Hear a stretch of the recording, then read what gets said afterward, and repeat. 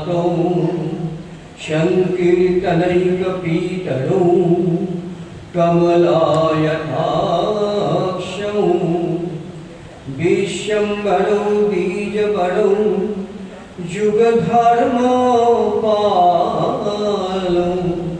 वन्दे जगत्प्रियकरौ करुणो अवतारौ। जय जय श्री कृष्ण चैतन्य जय नित्यानंद जय द्वैत चंद्र जय गौरभक्तवृंद। संसार सिंधु तरणे हृदयंजलीष्व संकीर्तनामृतरसे रमते मनश्चे। प्रेमाम्बुधौ विहरणे यदि चित्तवृत्ति चैतन्य चंद्र चरणे शरणं प्रयातु। वन्दे नन्द ब्रजस्त्रीणां पादरेणु अभिघ्नशं जाशां हरे कथद्गीतं पुराति भुवनत्रयं। वृन्दावन मधुरं मधुरं वृन्दावन वृन्दावन मधुरं मधुरं वृन्दावन।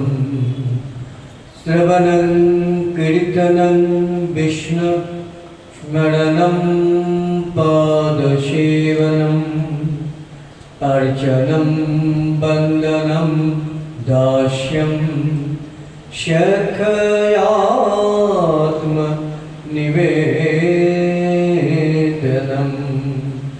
वृन्दावन मधुरं मधुरं वृन्दावन। वन्दे राधा कृष्ण चरणं वन्दे राधा कृष्ण चरणं वन्दे राधा कृष्ण चरणं। वन्दे माधव नन्दकुमारं वन्दे माधव नन्दकुमारं। वन्दे राधा कृष्ण चरणं वन्दे राधा कृष्ण चरणं वन्दे राधा कृष्ण चरणं। परम कृपालु भागवत परमहंस निखिल मुनिगण मुकुटमणि निखिल मुनिगण वंदित व्यासनंदन श्रील सुखदेव गोस्वामी महाराज महाराज परीक्षित एवं अन्यान्य मुनि ऋषिगणेर समीपे परम मंगलमय भगवानेर कथा परम पवित्रमय कथा भगवानेर विभिन्न अवतारेर कथा वर्णना करछेन। आमरा प्रथमेई सेई निखिल मुनिगण जार चरण वंदना करें सेई व्यासनंदन श्रील सुखदेव गोस्वामी महाराज जी के आमादेर प्रणाम निवेदन करी। प्रणाम निवेदन करी श्रीमद् भागवतेर प्रधान श्रोता সেই অভিশপ্ত মহারাজ পরীক্ষিতকে, যিনি অভিশাপগ্রস্ত না হলে বোধহয় আমরা শ্রীমদ্ ভাগবত রস আস্বাদন থেকে বঞ্চিত হয়ে থাকতাম। সাথে সাথে এই পুণ্যক্ষণে, পবিত্রক্ষণে, মঙ্গলক্ষণে স্মরণ করি পরম পূজনীয় পিতৃদেব এবং শ্রী গুরুদেব শ্রীমন নিত্যানন্দ বংশাবতংশ ওং বিষ্ণুপাদ প্রভুপাদ প্রাণকিশোর গোস্বামী মহারাজজিকে, যার আশীর্বাদে এবং কৃপায় ভক্ত সঙ্গে মিলিত হয়ে সেই মঙ্গলময় ভগবানের কথা আস্বাদন করবার সুযোগ সৌভাগ্য লাভ করেছি।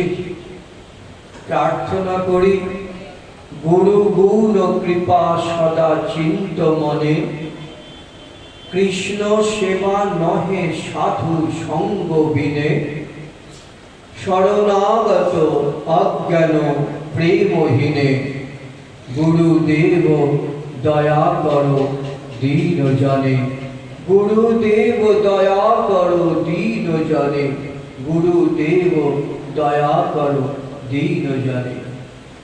আসুন শ্রী গুরুদেবের কৃপাকে সম্বল করে আমরা আমাদের মনটাকে নিয়ে যাই সেই ভাবনার রাজ্যে।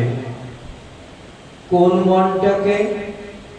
চঞ্চল মনটাকে, যে মনটা আমার কথা শোনে না, যে মনটা আমার বশীভূত নয়, সেই চঞ্চল মনটাকে নিয়ে যাব কোথায়?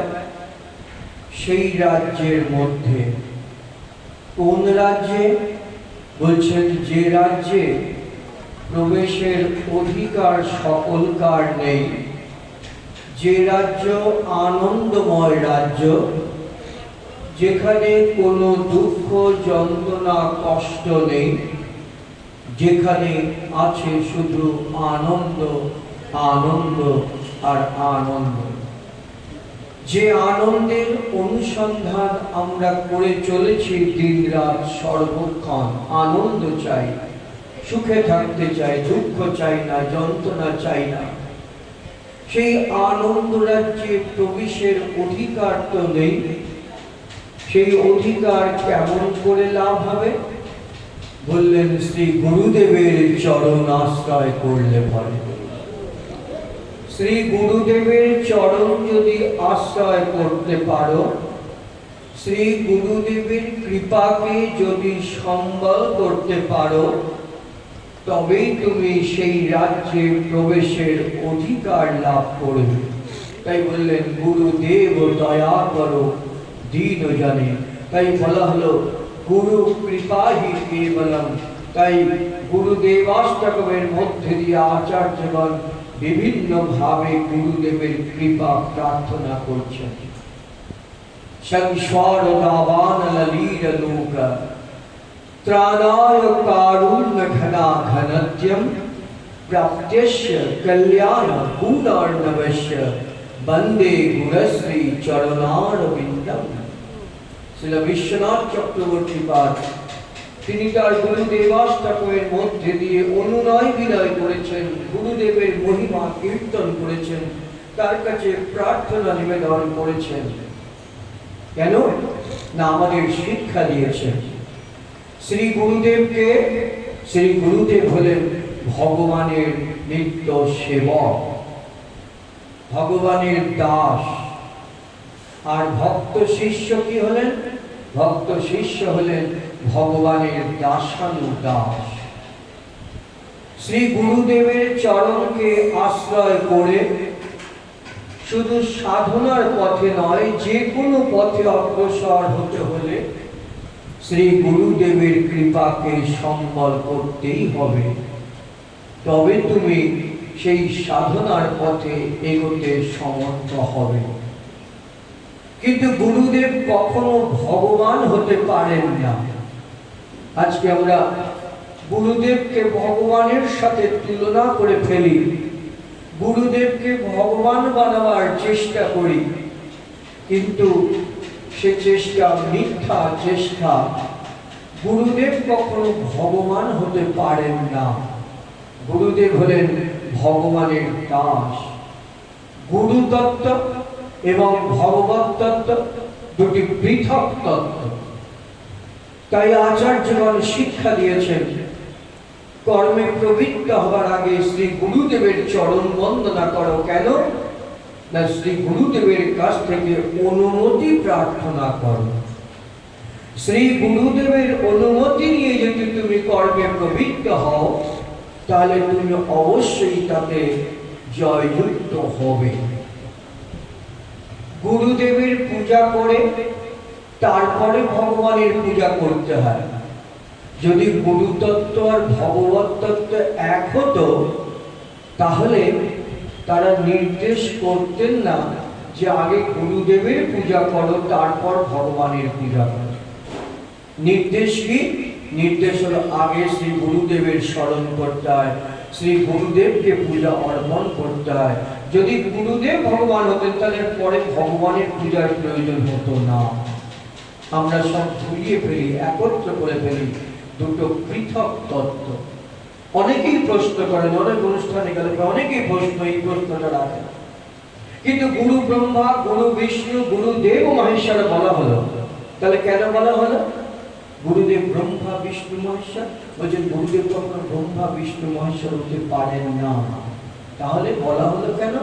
বলছেন ভক্ত শিষ্যের কাছে ভগবান তো অনেক দূরের মনে করে, সে মনে করে গুরুদেবের চরণকে আশ্রয় করলাম, আমি আপনার চরণে আমাকে সমর্পণ করে দিলাম, এবার আপনি আমার সব, আপনি আমার সমস্ত কিছু উপদেশ দান করুন, আপনি আমার পথ নির্দেশ করুন, সমর্পণ করে দেয়া। তাহলে কি গুরুদেবের চরণে সমর্পণ করে দেওয়ার সাথে সাথে, দীক্ষা নেওয়ার সাথে সাথে সবকিছু হয়ে যাবে?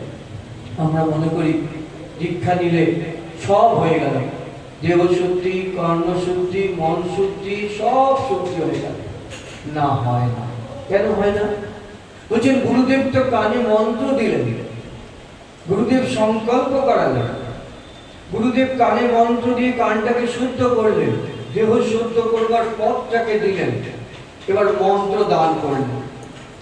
এই মন্ত্র স্মরণ করতে করতে করতে করতে তবে তার দেহ শুদ্ধি, মন শুদ্ধি, কর্ণ শুদ্ধি তবে হয়। ওই মন্ত্র স্মরণ না করলে পরে কোনোটাই কিছু হবে না। সব দিয়ে দিয়েছেন গুরুদেব, সেটাকে স্মরণের মধ্যে রাখতে হবে। তাই শ্রী গুরুদেবের চরণকে আশ্রয় করো। গুরু চরণে রতি, এই সে উত্তমা গতি, যে প্রসাদে পুরে সর্ব আশা।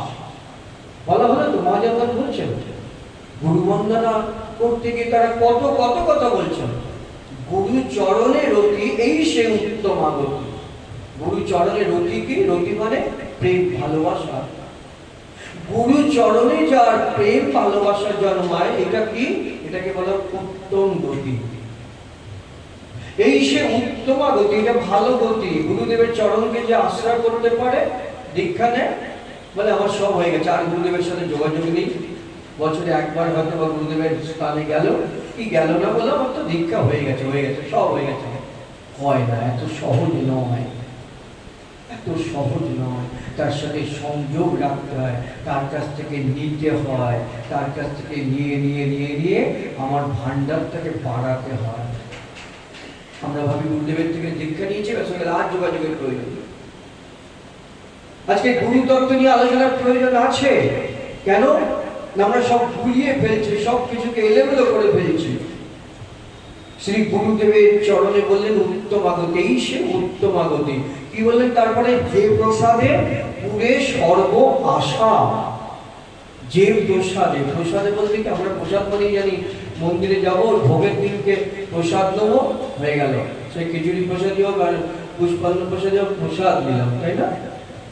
এখানে কিন্তু সেই প্রসাদের কথা বলা হলো না। যে প্রসাদে, প্রসাদ শব্দের অর্থ কৃপা, ভগবানের কৃপা লাভ, কৃপা প্রসাদ। ওই যে যেটা অন্য রান্না হলো, রান্না হয়ে দেওয়া হলো না, সেটা ভগবানকে নিবেদন করা হলো, কেন? তাহলে সেটা প্রসাদ হলো, ভগবানের কৃপা সংযুক্ত হলো, ভগবানের স্পর্শ লাভ করে সেটি প্রসাদে পরিণত হলো।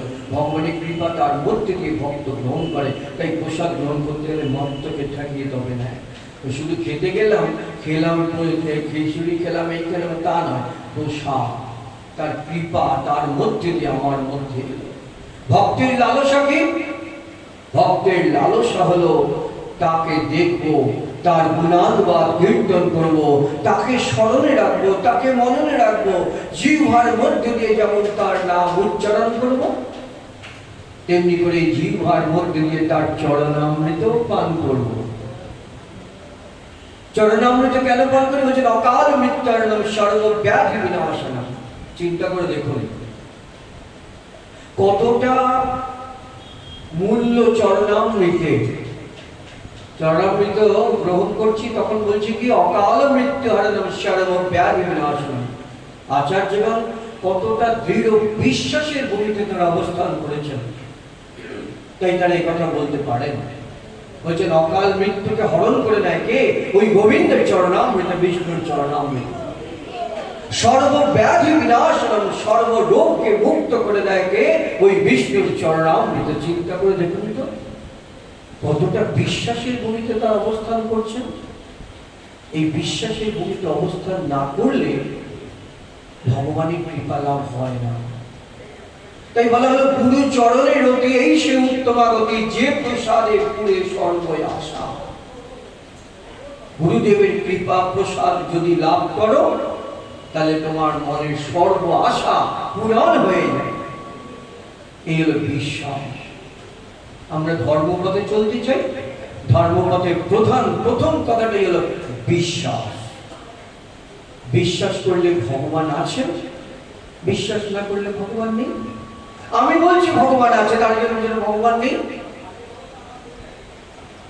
ভগবান নেই বললে পরে ভগবানের কিছু এসে যায় না।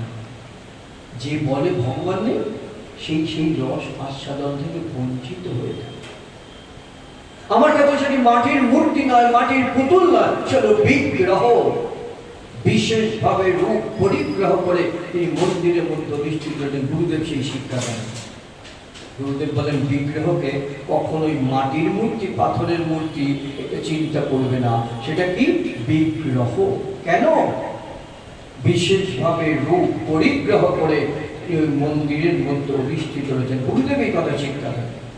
গুরুদেব শিক্ষা দেন তোমার এই দেহটাকে মন্দির করে তোলো। শুধু মন্দিরে নয়, তোমার এই দেহ মন্দিরে ভগবানকে বসা। চিন্তা করে দেখুন তো কতটা বিশ্বাসের ভূমিতে থাকলে পরে তবে এই কথা বলা যায় দেহটা ভগবানের মন্দির। বিশ্বাস করে দেখুন তো, চিন্তা করে দেখুন তো, যখন আমরা পূজা করতে বসি তখন প্রথমেই আচমন করতে হয়, তাই না? নম বিষ্ণু, নম বিষ্ণু, মুখে জল দিয়ে একবার নম বিষ্ণু হয়ে গেল, আচমন হয়ে গেছে। দেখবেন আপনি আমার কথাটা লক্ষ্য করে, যখন পুরোহিতরা পুজো করতে বসেন ওই একবার নিয়ে নম বিষ্ণু হয়ে গেল আচমন। এতই সহজ, এত সহজ নয়। পূজার প্রথমেই আচমন করতে হয়। আচমনের মধ্যে দিয়ে শিক্ষা পেল অপবিত্র পবিত্র বা সর্বাবস্থান গতোপি বা যস্মরে পুণ্ডরীকাক্ষম সবাচ্য অভ্যন্তর সূচি। কত বড় কথা বলা হলো। নম বিষ্ণু, নম বিষ্ণু, নম বিষ্ণু তিনবার মুখে জল দিয়ে হাত ধুয়ে ধুয়ে তিনবার বলতে হয়। অত সহজে একবারে জল নিয়ে নম বিষ্ণু মুখে ছিটে দিলাম তাতে হয়ে গেল তা নয়, বিশ্বাস। ওই নম বিষ্ণু, নম বিষ্ণু, নম বিষ্ণু তিনবার বলো, তাতে কি হলো? বলছেন আমার দেহের সমস্ত অপবিত্রতা সব দূরে সরে গেল, আমার দেহটা মনটা সব পবিত্র হয়ে গেল। বাইরেটা তো স্নান করে, নতুন পোশাক পরে, শুদ্ধ পোশাক পরে, বস্ত্র পরে সব শুদ্ধ করলাম, আমি শুদ্ধ হয়েছি, তাই না? ভেতরটা যে আমার কলুষিত, ভেতরটা যে কর্দমাক্ত, ভেতরে যে ময়লা আবর্জনা ভর্তি হয়ে রয়েছে, তাকে আমি কেমন করে সরাবো? বলছেন স্ব বাহ্য অভ্যন্তর শুচি। এই নমবিষ্ণু নমবিষ্ণু নমবিষ্ণু করার ফলে কি হচ্ছে জানো? আমার দেহের ভেতরটা এবং বাইরেটা সব শুদ্ধ হয়ে গেল। কতটা বিশ্বাস থাকলে পরে এ কথা বলা যায়। ওই নমবিষ্ণু মুখে জল ছেটালে বলে আচমন হয় না, বিশ্বাসটা রাখতে হয় যে আমি যে নমবিষ্ণু বললাম, এই মন্ত্রটা, এই নামটা, এই অক্ষরটা উচ্চারণের সাথে সাথে আমার দেহের ভেতরটা এবং বাইরেটা পবিত্র হয়ে গেল। এইগুলোই হলো শিক্ষা। আজকাল একটা কথা উঠেছে খুব, শিক্ষাগুরু শিক্ষাগুরু শিক্ষাগুরু। লোকের বাড়িতে গিয়ে বলছে তোমার দীক্ষা হয়েছে, তাই না? বলে হ্যাঁ আমার দীক্ষা হয়ে গেছে। বলে তোমার শিক্ষা হয়নি, শিক্ষাটা আমি দেবো। শুধু গ্রামে বলছে না, কলকাতা শহরেও দেখবেন হঠাৎ করে বাড়িতে গিয়ে কেউ উপস্থিত হচ্ছে, বলছে তোমাকে শিক্ষা দেবো। শিক্ষা নেই, শিক্ষা না দিলে তোমার অমঙ্গল হবে, তোমার দীক্ষা পূর্ণতা হবে। জানি বাবা, শিক্ষা আবার কি? গুরুদেব যেগুলো বলছেন শিষ্যকে, সেগুলো কি শিক্ষা নয়? সেগুলোই তো শিক্ষা। সেগুলো শিক্ষা নয়, সেগুলো কি তাহলে? আজকাল একটা হিড়িক উঠেছে শিক্ষাগুরু শিক্ষাগুরু। শিক্ষাগুরু আলাদা কখনো কিছু নেই। তাহলে বলছেন শিক্ষাগুরু হচ্ছে অগণন, শুধু দল বাড়াবার জন্য গিয়ে বলে শিক্ষাগুরু অভাবের মধ্যে মন্ত্র না, নাহলে তোমার অমঙ্গল হবে, এমন ভাবে ভয় দেখাচ্ছে। শিক্ষাগুরু বলে আলাদা কিছু নেই। শিক্ষাগুরু অগণন, আর দীক্ষাগুরু একজন। তিনি শিক্ষা দেন, তিনি দীক্ষা দেন, তিনি মন্ত্র দেন, তিনি তার ভক্তকে গোবিন্দের চরণ তলায় সমর্পণ করে দেন। একটা ফুলকে যেমন চন্দন মাখিয়ে গোবিন্দের চরণ তলায় সমর্পণ করা হয়, ঠিক তেমনি করে গুরুদেব তার শিষ্য ভক্তকে ওই চন্দন চর্চিত করে নিয়ে প্রেম মাখিয়ে, অনুরাগ মাখিয়ে তাকে গোবিন্দার নম করে গোবিন্দের চরণ তলায় সমর্পণ করে দেয়। তার সাথে সাথে কি সবাই গেল? বলছেন না, তা হয় না। তাহলে বলছেন একটা কামারশালায় একটা মলিন লৌহখণ্ডের মলিনতা দূর করবার জন্যে তাকে কি করে? আগুনের মধ্যে নিক্ষেপ করে, তাই না? করে তো কি? হ্যাঁ কি না? তাহলে আমাদের যে মলিনতা, আমাদের যে আবর্জনা দেহের মধ্যে রয়েছে, সেই মলিনতা দূর করবার জন্য শ্রী গুরুদেব কি করলেন? ওই নাম সমুদ্রের মধ্যে ডুবে দেন। এবার তুমি হাত দিলে হরিবোল হরিবোল বলে এই মন্ত্র স্মরণ করো। যত তুমি মন্ত্র স্মরণ করবে, যত তুমি তার স্মরণে থাকবে, ততই তোমার দেহের ময়লা আবর্জনা সব দূরে সরে যাবে। মলিন লৌহখণ্ডকে যেমন আগুনের মধ্যে নিক্ষেপ করা, গুরুদেব তার শিষ্য ভক্তকে তেমনি নাম সমুদ্রের মধ্যে এই স্মরণ দিলাম। ভুলে থেকো না তাকে, ভুলে যেও না তাকে। কাকে? যার সাথে তোমার যোগ চিরকালে।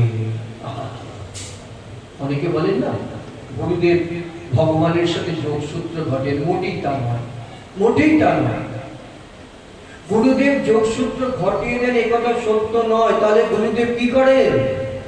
বলছেন যার সাথে তোমার যোগ আছে, সেই যোগসূত্রটাকে আরো গাঢ় করবার জন্য তোমাকে শিক্ষা দেন, দীক্ষা দেন।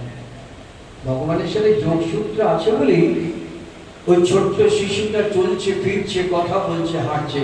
যদি যোগসূত্র না থাকতো তাহলে তার কোনো অস্তিত্ব থাকতো না। এখানে লাইট দিয়ে সাজানো আছে, পাখা সাজানো আছে।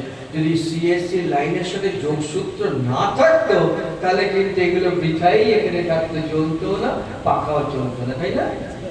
ঠিক তেমনি বলছেন জন্মের সাথে সাথেই তার সাথে যোগসূত্র হয়ে যাচ্ছে। তার সাথে যোগসূত্র না থাকলে তোমার আমার কোনো অস্তিত্বই থাকতো না। তাহলে গুরুদেব কি করলেন? গুরুদেব তোমাকে বোঝালেন, শিক্ষা দিলেন যে দেখো তাকে ভুলে যেও না। কাকে? যার সাথে তোমার যোগ চিরকালে। যার মুখে ভাই হরি কথা নাই, তার কাছে তুমি যেও না। শিক্ষা, আচার্যগণ শিক্ষা দিয়েছেন। সংস্কৃত শ্লোক নয়, তত্ত্ব কথা নয়, সহজ ভাষায় সকলে যাতে বুঝতে হয় তেমন করে বলছেন। যার মুখে ভাই হরি কথা নাই, তার কাছে তুমি যেও না। যে কথা কুকথা হরিরে ভুলায়, সে কথা তুমি কহিও না। যার মুখে ভাই হরি কথা নাই, তার কাছে তুমি যেও না। যে কথা কুকথা হরিরে ভুলাই, সে কথা তুমি কহিও না। যার মুখে ভাই হরি কথা নাই, তার কাছে তুমি যেও না। শিক্ষা, এটাই শিক্ষা। কিন্তু যিনি এই কথা শিক্ষা দিচ্ছেন আমাদের, তিনি আমাদের শিক্ষাগুরু, তাই তো? তিনি যে কথা, এই কথাটা যিনি লিখেছেন, তিনি আমাদের শিক্ষাগুরু। কেউ একজন বলে, দেখো ঠাকুরের যে আমার খুব অসুস্থ হচ্ছিল এখানে আসনে বসতে, যে ঠাকুরের দিকে যেন পিছন হয়ে যাচ্ছে, ঠাকুরের দিকে পিছন দিয়ে বসতে নেই। কেউ একজন আপনাকে বলে ঠাকুরের দিকে পিছন দিয়ে বসতে নেই, সেটা অপরাধ, এটা শিক্ষা। কেউ বলে দেখো ঠাকুরের আঙিনাতে কখনো পা ছড়িয়ে বসতে নেই, সেটা অপরাধ। ঠাকুরের আঙিনার সামনে বসে আন কথা বলতে নেই, এটা অপরাধ, এটি শিক্ষা। যে যে যে যেখানে আপনাকে এই কথা বলবে, সেই আপনার শিক্ষা বলে শিক্ষা বলে। তারপর কি বলা বলছেন, যে পথ গিয়াছে হরির দুয়ারে, সে পথের সাথী ছাড়িও না। যে পথ গিয়াছে হরির দুয়ারে, সে পথের সাথী ছাড়িও না।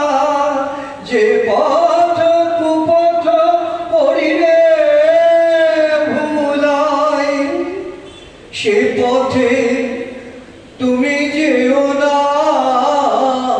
যার মুখে ভাই হরি কথা নাই, তার কাছে তুমি যেও না।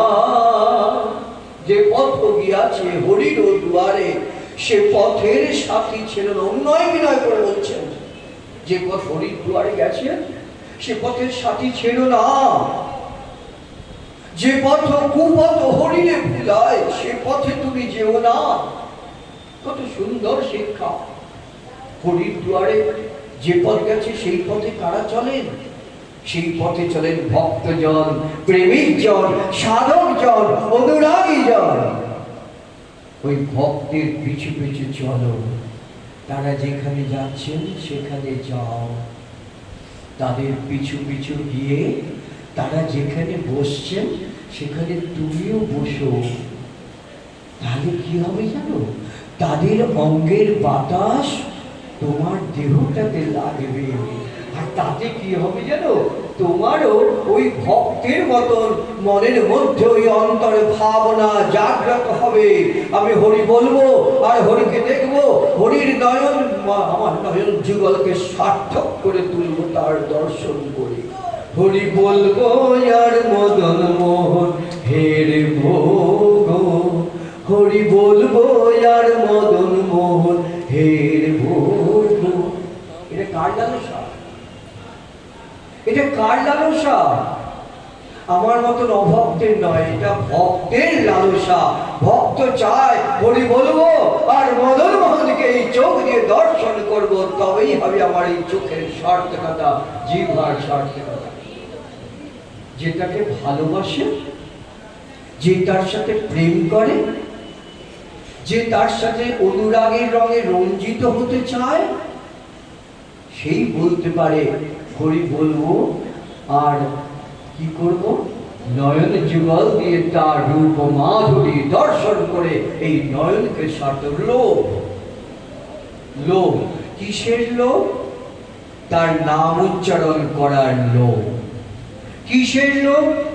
তাকে চোখ দিয়ে দেখার লোভ। এই লোক কেমন করে আসবে? বললেন ভক্তের পাশে গিয়ে বসো, তার অঙ্গের বাতাসটা তোমার দেহের মধ্যে লাগাও, তাহলে দেখবে তোমারও সেই লোভ জাগ্রত হবে, তবে তবে তোমার জীবন সার্থক। তার সাথে প্রেমের সম্পর্ক রচনা করো, ভালোবাসার সম্পর্ক রচনা করো, তবে দূরের ভগবান কাছের হবেন। দূরের ভগবান নয়, তুমি তাকে দূরের করে রেখে দিয়েছো। তিনি যত কাছে রয়েছেন অত কাছে আর কেউ নেই। শ্রীমদ্ ভাগবত রূপী ভগবানকে আমরা সম্মুখে নিয়ে বসেছি, তার কথা আস্বাদন করছি। ভাগবত কি বলছেন? ভগবান সর্বত্র রয়েছে। যে ভক্ত সে তাকে দর্শন করে। অদ্রষ্টা সর্বভূতানাং।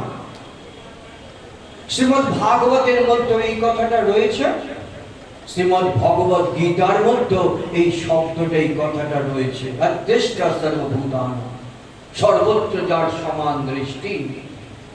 কোন পৃথক ভাবনা নয়, কেউ আমার শত্রু আর কেউ মিত্র তা নয়। সবাই আমার মিত্র, সবাই আমার কাছের জন, সবাই আমার প্রিয়জন। আমি এক জায়গায় বলেছিলাম, ভাগবতের মধ্যে আছে এই কথাটা। আমাকে পাঠের পরে প্রশ্ন করলেন, আপনি বললেন ওই কথাটা রয়েছে, ওটা তো গীতার মধ্যে রয়েছে, ওটা ভাগবতে নেই তো?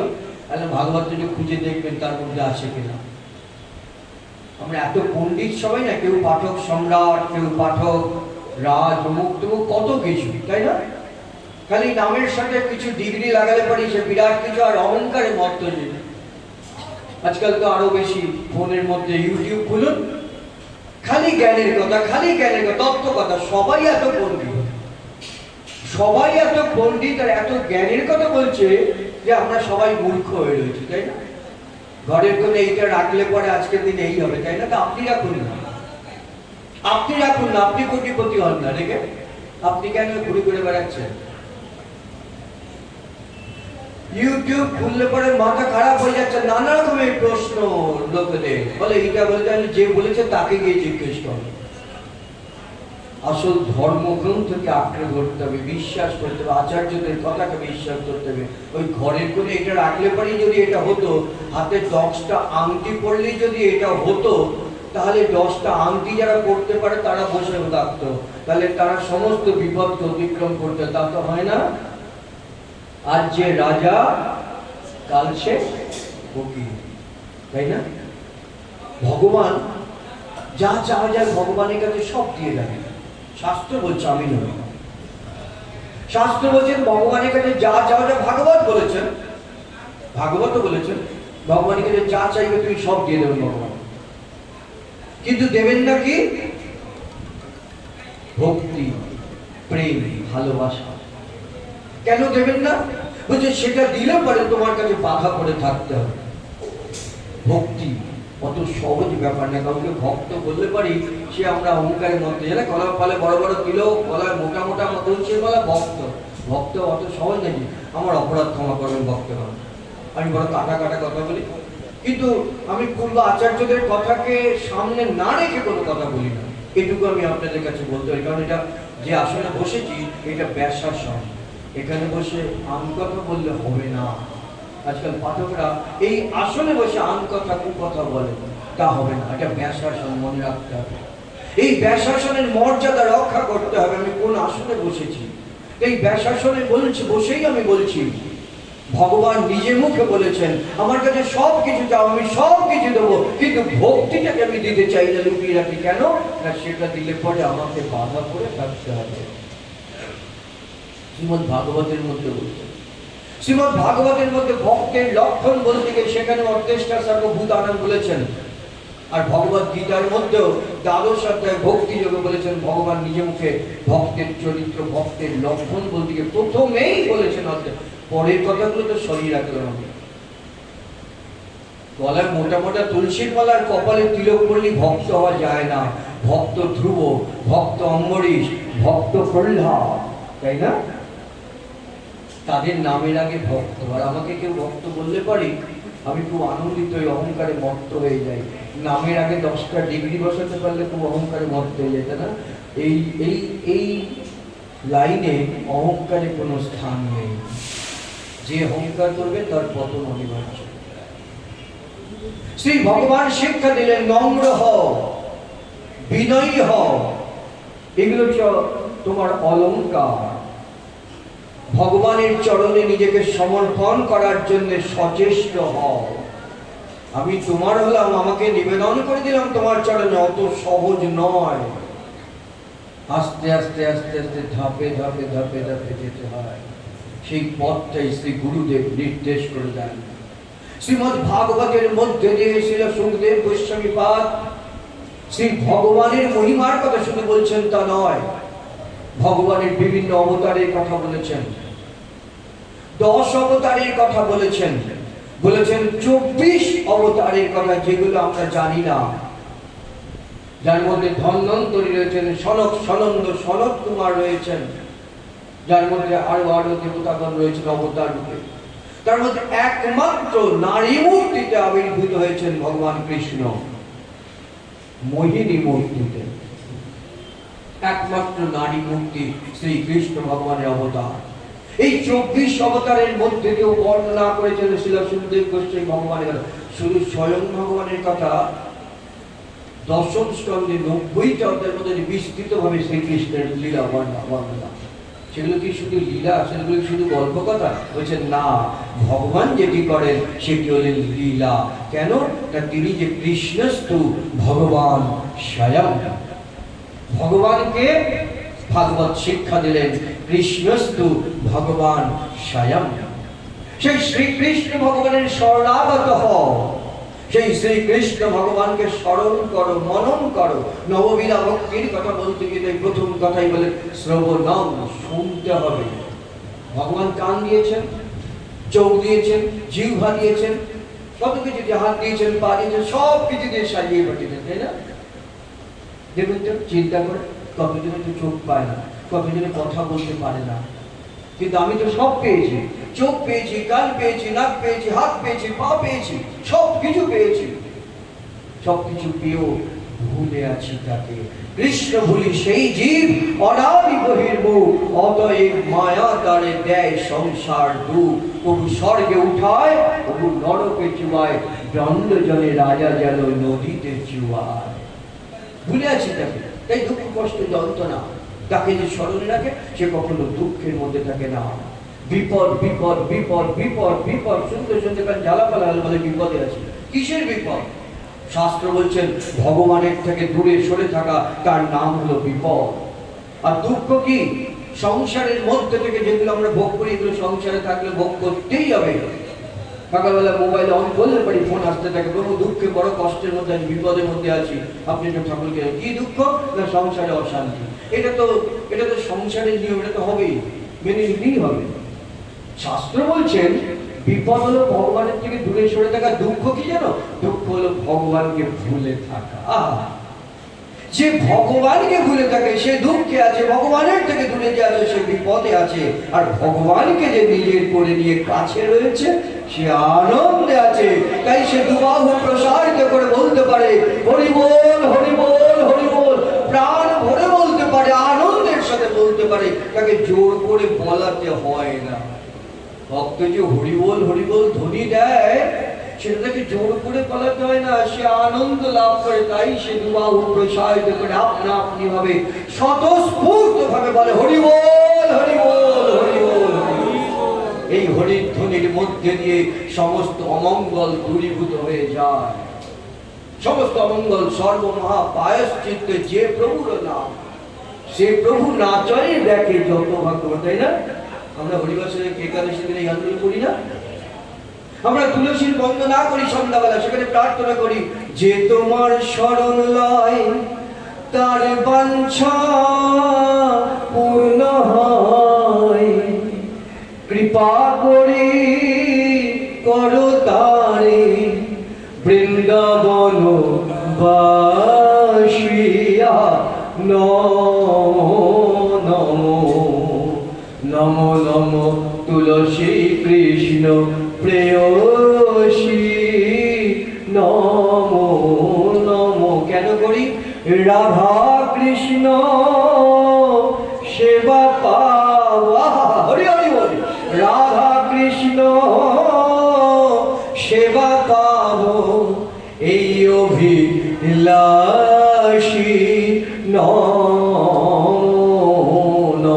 রাধা কৃষ্ণ সেবা পাবো এই অভিলাষী, এই তুলসীর বন্দনা করি। যে তোমার শরণ লয় তার বাঞ্ছা পূর্ণ হয়, কৃপা করি করো তারে বৃন্দাবন বাসী। কেন তুলসীর বন্দনা করি সন্ধ্যা? কত সহজ ভাবে অনুনয় বিনয় করা হচ্ছে তাকে, তুমি তুমি কৃপা করো, তুমি কৃপা করো, তবে আমি বৃন্দাবনবাসী হতে পারবো। ভাগবত সেই ভগবান কৃষ্ণের কথা বর্ণনা করছেন, তার অবতারের কথা বর্ণনা করছেন, যেখানে তিনি লীলা করছেন মানুষের মতো এসে। সে লীলা সত্যকারের লীলা, কোনো ছেলে খেলা নয়। এত এত অসুরকে দমন করেছেন, এত এত অসুরকে বধ করেছেন, কত লীলা প্রকাশ করেছেন। নিজের ঐশ্বর্য কখনো প্রকাশ করেছেন, কখনো আর সেটিকে লুকিয়ে রেখেছেন। মায়ের কাছেও কিন্তু নিজের ঐশ্বর্য প্রকাশ হয়ে পড়েছে, লুকিয়ে রাখতে পারেননি। যখন মা সবাই বলল মাটি খেয়েছে, গোপাল কিন্তু স্বীকার করতে চায়নি। কত রকম ভাবে মাকে বোঝাতে যে আমি খাইনি মাটি, তাই না? বাল্য লীলা সবাই বলছে না খেয়েছে খেয়েছে খেয়েছে, মা স্বীকার করতে বিশ্বাস করতে পারছেন না। আমি নিজে যত্ন করে ওকে খাবে, ও কি করে মাটি খাবে? বলে না খেয়েছে। চিন্তা করে দেখুন তো, সেখানে মা যশোমতী যখন সকলকার পীড়াপিড়িতে ছোট্ট লালাকে আদরের সন্তানকে বলছেন তুমি হাঁ করো, দেখো আমি তোমার মুখের মধ্যে মাটি লেগে আছে কিনা।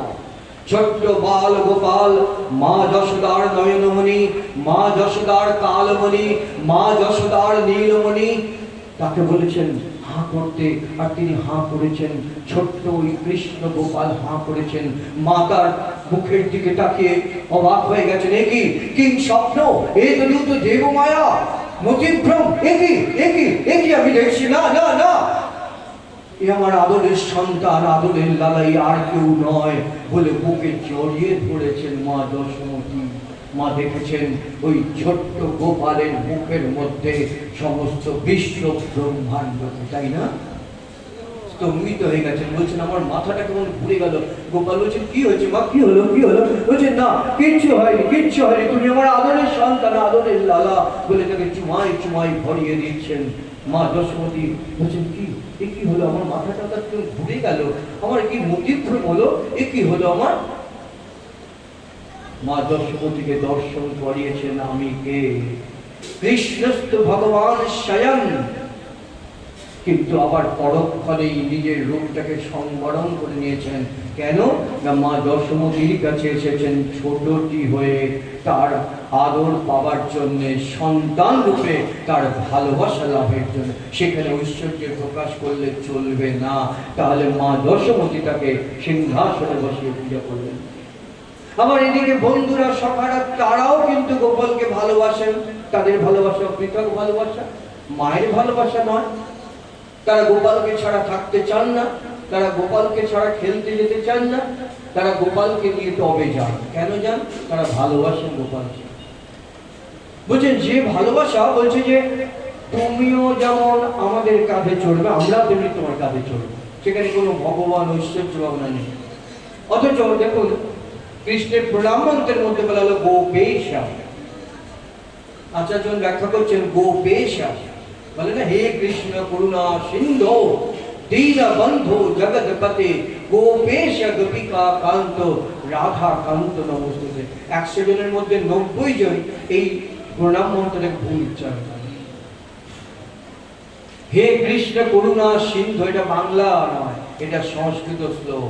হে কৃষ্ণ করুণা সিন্ধু দীন বন্ধু জগৎপতে, বন্ধ করুণা সিন্ধু।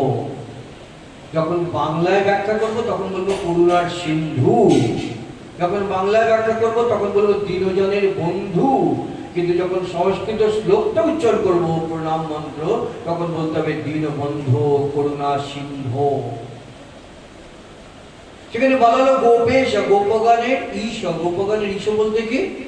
ঈশ শব্দের অর্থ ভগবান, ঈশ্বর। তাহলে গোপগণের ঈশ্বর বলা হলো কেন? বলছেন কেন বলা হলো জানো? গোপগণ তারা কৃষ্ণকে ছাড়া কিছু জানে না, বোঝে না। একটা বিপদে পড়লে পরে বলে কৃষ্ণ কৃষ্ণ কৃষ্ণ, রক্ষা কর রক্ষা কর, তাই না? প্রত্যেকটা ক্ষেত্রে একটা ওষুধ আসছে কি কোনো একটা বিপদ আসছে, দেখুন চিন্তা করে তারা কৃষ্ণকে ডাকছে। কেন?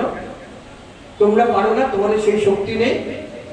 তারা কিন্তু কৃষ্ণকে ডাকলে কৃষ্ণ তাদের রক্ষা করছেন। তাই বলা হলো গোপেশা, গোপগণের ঈশ্বর, গোপগণের ঈশ্বর। কেন না সমস্ত কিছু তারা এই কৃষ্ণের প্রতি সমর্পণ করে কৃষ্ণ রক্ষা করতে পারবে, কৃষ্ণ রক্ষাকর্তা, এই বিশ্বাসটা তাদের অন্তরে রয়েছে। তাই গোপগণের ঈশ্বর।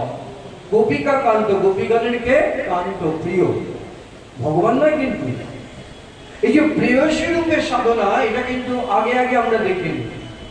প্রেয়সী রূপে কৃষ্ণ কিন্তু রাধারানীকে বিয়ে করেনি, যেটা বিয়ে হচ্ছে সেটা আলাদাভাবে গেছে, কিন্তু শাস্ত্র বলছে যে না, বিয়ে হয়নি, প্রেয়সী, তাকে ভালোবাসে না। আর এই প্রেয়সী রূপের সাধনা আগে আগে আমরা দেখেছি শিব দুর্গা, হ্যাঁ, তারপরে আরো যাদের রাম সীতা, এই যে সমস্তগুলো যে বিবাহ হইত, কিন্তু কৃষ্ণ রাধা কিন্তু মা বলা হয় না। দুর্গাকে মা বলা হয়, সীতাকে মা বলা হয়, রাধাকে মা বলা হয়। কেন বলা না? এই রাধারানী হলেন প্রেয়সী। এই যে প্রেয়সী রূপে কৃষ্ণের সাথে রাধারানীকে উপাসনা, এই উপাসনা কিন্তু শাস্ত্র দেখা যাচ্ছে ঘাটলে পরে যে 500 বছর আগে কিন্তু ছিল না। শাস্ত্র বলছেন, ঐতিহাসিকগণ বলছেন যে 500 বছর আগে কিন্তু এই রাধা কৃষ্ণের এই উপাসনা কোনো জায়গায় কোনো মন্দির ছিল না। তাহলে কৃষ্ণ তো 5.5 বছর, 5,500 বছর আগে। বলছে রাধা কৃষ্ণের কোথাও মন্দির নেই, কোথাও পুরনো মন্দির নেই, দেখবেন 500 বছর আগে, সব 500 বছর পরে। তাহলে বলছেন এই যে ভাবনা, যে গোপী রূপে ভাবনা করে যে রাধা কৃষ্ণের আরাধনা, এটা একমাত্র আলওয়ার ভক্তগণ করছে দক্ষিণ দেশে। সেখানে এই ভাবনা ছিল। মহাপ্রভু গৌরাঙ্গ সুন্দর সেই ভাবনাকে সেখান থেকে আনলেন। কেন? কার নির্দেশে? ঐতিহাসিকগণ বলছেন যে নিত্যানন্দ প্রভুর নির্দেশে মহাপ্রভু গিয়েছিলেন দাক্ষিণাত্যে। কি সুন্দর তত্ত্ব কথা! আলোয়ার ভক্তগণ দাক্ষিণাত্যে, তারা এই রাধা কৃষ্ণের উপাসনা করতেন গোপী ভাবে ভাবিত হয়ে। নিত্যানন্দ প্রভু নির্দেশেই হোক, অনুরোধেই হোক, মহাপ্রভু গৌরাঙ্গ সুন্দর গেছিলেন দাক্ষিণাত্যে। সেখানে গিয়ে কিছু ভাষা বোঝেন না, তাদের তামিল ভাষাতে, তেলেগু সঙ্গে ভাষা বুঝবেন না, তাহলে কি করে কি হবে? কি করে কি হবে? সেখানে কার সাথে সান্নিধ্য হয়েছিল সবাই জানেন আপনারা। আপনারা নিত্য ভাগবত পাঠ শুনলেন, বাহ বাহ, ধন্যবাদ আপনার, খুব ভালো লাগলো। এই জন্য বাগুইয়াটির ভক্তদের আমার খুব ভালো লাগে, এটা সত্যি সত্যি পাঠ শোনে, সত্যি ভালো লাগে আমার বাগুইয়াটির ভক্তদের। এই যে উত্তরটা রামানন্দের সাথে মিলন হলো মহাপ্রভুর। মহাপ্রভুকে যেতে হয়নি, ঠিক ওই গোদাবরী তটে যেন রামানন্দ রায় গেলেন মহাপ্রভুর সাথে মিলিত হয়ে যেত। কি অপূর্ব দর্শন! এখানে মিলিত হলেন, সেখানে কত কিছু কথা আলোচনা হলো, অনেক কিছু আলোচনা হলো, কিন্তু কি সার কথাটা কি হলো? রাধা কৃষ্ণ তত্ত্ব হচ্ছে একমাত্র সার, তার সেবা, তার উপাসনা, এটাই হলো সার কথা। সেখানকার দত্ত, অনেক দত্ত কথা সেখানে হয়েছে রামানন্দ রায়ের সাথে মহাপ্রভু। সার কথা হলো একমাত্র উপাস্য হলেন শ্রী রাধা কৃষ্ণ, একমাত্র ধ্যেয় হলেন রাধা কৃষ্ণ, তার উপাসনাই একমাত্র উপাস্য। এই যে প্রতিষ্ঠিত হলো মহাপ্রভু, সেই ভাবনাটাকে নিয়ে এসে আমাদের গৌরবঙ্গে প্রচার করলেন রাধা কৃষ্ণের প্রতিষ্ঠা। যদি কারো জানা থাকে যে 500 বছর আগে কোথাও রাধা কৃষ্ণের মন্দির ছিল, তাহলে দয়া করে আমাকে জানাবেন। আমি যে তত্ত্ব পেয়েছি তাতে এইটুকু পেয়েছি, যদি কারো জানা থাকে নিশ্চয়ই জানাবেন। দেখা গেল যে মহাপ্রভু গৌরাঙ্গ সুন্দর প্রভু নিত্যানন্দ এসে সেই রাধা কৃষ্ণ যুগলই প্রেয়সী কৃষ্ণ রাধা আর রাধা কৃষ্ণ, কৃষ্ণ রাধা একসাথে যেন এলেন জগতের জীবের কাছে সেবা লাভের জন্য। প্রেম, ভালোবাসা, সেখানে মুখ্যতম বিষয় হলো প্রেম, ভালোবাসা। প্রেম যেখানে, নাম যেখানে, তোমার মধুর রূপ সেখানে। কবি বলছেন যেখানে প্রেম, যেখানে ভালোবাসা, সেখানেই রাধা কৃষ্ণ অধিষ্ঠিত। এটা হলো প্রেমের মূর্ত প্রতীক। প্রেমের মুহূর্ত করতে গেলে রাধা কৃষ্ণ, কৃষ্ণ রাধা, রাধার কাছে কৃষ্ণ বাধা পড়ে রয়েছে, গোপীগণের কাছে বাধা পড়ে রয়েছেন। গোপিকা কান্ত তাদের কিন্তু ভগবান নয়, গোপীগণের প্রিয় কান্ত রূপে শ্রীকৃষ্ণ ভগবান। সেখানে ভগবান ভাবনা নেই। বলছে যে গোপীরা সমস্ত কিছুকে সমর্পণ করে দিলেন ভগবান কৃষ্ণের চরণ তলায়, সেখানে আর ভগবত ভাবনার অবসর কোথায়? তারা তো সর্বস্ব উজাড় করে দিয়েছেন গোবিন্দের চরণ তলায়। কার চরণে সবকিছু উজাড় করে দেওয়া যায়? একমাত্র শ্রী গোবিন্দের চরণ তলাতেই। তাই নববিধা ভক্তির কথা বলতে কি বলা হলো? তার কথা শ্রবণ করো, তার কথা কীর্তন করো, তাকে স্মরণ করো, তাকে মনন করো, তার অর্চনা করো। তারপর কি? তাতে আত্মনিবেদন করে দেওয়া। চোখ দিয়েছে, চোখ দিয়ে দেখো, কান দিয়ে শোনো, কানটাকে খোলা রাখো। এই বাতাসের মধ্যে দিয়ে তার নামের ধ্বনি প্রবাহিত হচ্ছে, কানটাকে খোলা রাখো। না জানি কখন তোমার কানের মধ্যে দিয়ে ওই নামের ধ্বনি প্রবেশ করবে। সইকে বাসনাইল শ্যামনা, সইকে বাসনাইল শ্যামনা, কে শোনালো এমন মধুমাখানা, কে শোনালো এমন নাম তো কভু শুনি নাই গো, এমন মধুমাখানা কে শোনালো? কেন? কানের ভিতর দিয়া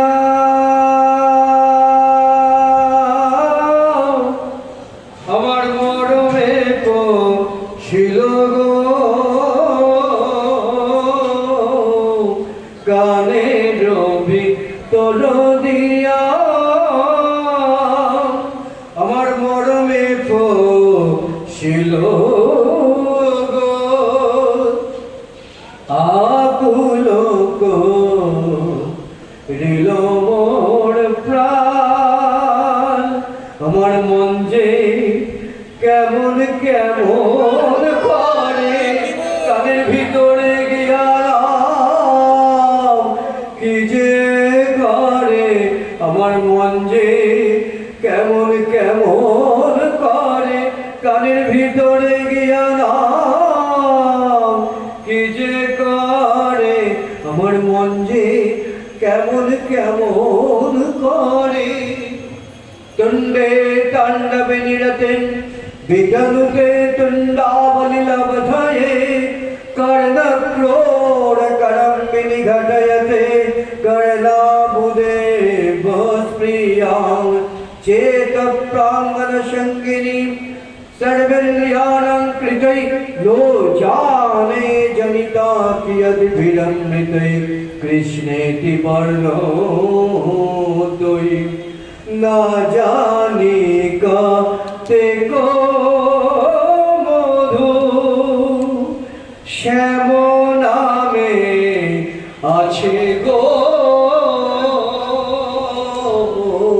না জানি কাতে গো ও মধু শ্যাম নামে আছে গো বদন ছাড়িতে নাহি পারে।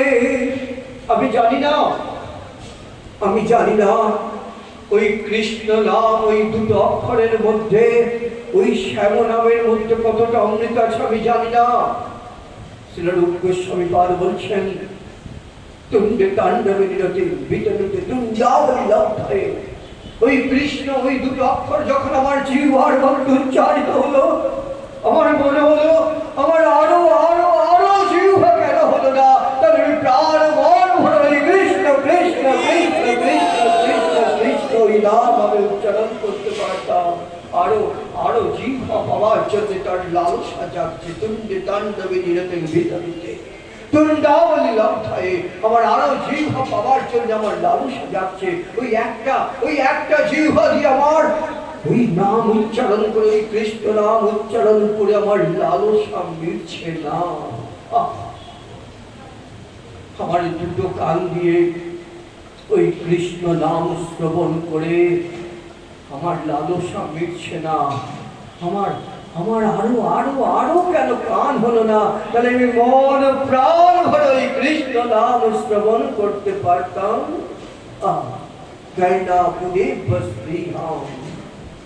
আমার চিত্তরূপ দর্পণ যে রয়েছে, সেই বিরাট আমিনা রয়েছে, সেই বিরাট আমিনায় ওই কৃষ্ণ নাম সদা সর্বদা নৃত্য করুক, মাখামাখি হয়ে থাকুক ওই কৃষ্ণ, ওই বর্ণদ্বয়। কতটা অমৃত দিয়ে বিধাতা করেছেন আমি জানি না, কিন্তু আমার কি হচ্ছে জানো, আমার আরো জিহ্বা পাওয়ার লালসা যাচ্ছে, আমার আরো কর্ণের লালসা যাচ্ছে। আমার ওই কৃষ্ণ নাম যেন আমাকে ছেড়ে না যায়, আমি যেন তাকে মাখামাখি হয়ে থাকি। কৃষ্ণ কৃষ্ণ কৃষ্ণ কৃষ্ণেতি বর্ণদ্বয়ী নো জানে জনিতা কিয়ৎ বিরমৃতৈ কৃষ্ণেতি বর্ণদ্বয়ী। কতটা কতটা অমৃত দিয়ে ভরা হয়েছে, বিধাতা কতটা অমৃত এই কৃষ্ণ নামকে করেছেন আমি জানি না, কিন্তু আমার এই অবস্থা হচ্ছে। জপিতে জপিতে না অবশ্য করল গো, কেমনে পাইব সইতারে। লোকটা বেড়ে যায়, তাই না? লোকটা বেড়ে যায়।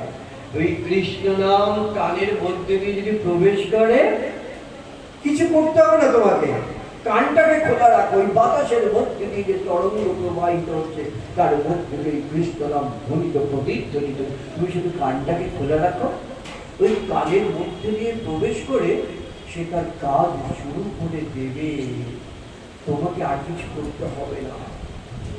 তাই মহাজন পদকর্তা যেন ওই শ্রীকৃষ্ণের ভাবনাটাকেই যেন প্রকাশ করলেন তারই ভজনের মধ্যে দিয়ে। আমি কোনো শিল্পী নই, আমি কিন্তু গান টান গাইতে পারি না, কিন্তু এগুলো ভালো লাগে তাই আমি করি। তারা এই পদের মধ্যে দিয়ে তারা আসল কথাটাকে প্রকাশ করে দিয়েছেন সহজ করে। আমি সহজ কথাগুলোকে খুঁজে খুঁজে বেড়াই। আমি কিন্তু হাত জোর করে বলছি, আমার ভুল ত্রুটি হলে ক্ষমা করে দেন। আমি কিন্তু গায়ক নই, শিল্পী নই কোনো, কিন্তু ভালো লাগে আমার এগুলো করতে। মহাজনদের পদ, তারা এই সহজ পদের মধ্যে দিয়ে আমাদেরকে শিক্ষা দিয়ে দিয়েছেন কিভাবে লোকটা বেড়ে যাচ্ছে। বলছেন পাশরিতে করি মনে পাশরা না যায় গো। আমি ভুলতে চাইনি তাকে, কিন্তু ভুলতে পারছি না। আমি তাকে ছাড়তে চাইছি কিন্তু সে আমার ছাড়ছে না। পাশরিতে করি মনে পাশরা না যায় গো, কি করিব কি হবে উপায়, কি করিব কি হবে উপায়, বলো বলো বলো। আমি তাকে ছাড়তে চাইছি, তাকে ছাড়তে পারছি না। আমি তাকে ভুলতে চাইছি, ভুলতে পারছি না। আমার কি উপায় হবে তোমরা আমাকে বলো বলো বলো। যার নাম এমন করে পাগল করে দেয়, যার নাম এমন করে তার চরণ তলায় নিজেকে সমর্পণ করে দেয়, না জানি তাকে দেখতে কত সুন্দর কত মধুর। আমি আমি আমি তাকে দেখতে চাই, আমি তাকে অনুভব করতে চাই। যেমন করে সব কিছু দেখছি আমি তেমন করে আমি দেখতে চাই তাকে।